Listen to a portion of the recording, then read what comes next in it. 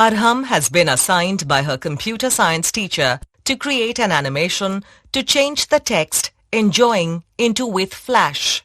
How should she proceed? Could you help her with the steps? First, in Flash, create a new document.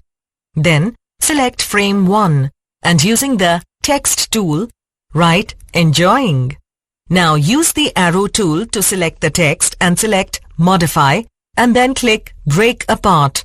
Again select modify and click on the break apart option. With this, each character of the word enjoying will be converted to a basic shape. Next, select frame 40 and insert a keyframe by pressing the F6 key. Delete the old text and using the text tool, enter the words with flash. With frame 40 still selected, select the text with the arrow tool.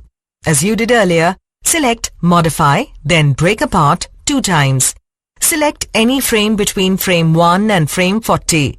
Now in the Property Inspector, click the drop-down menu arrow of the Tween option and select Shape. Save the file and play the movie.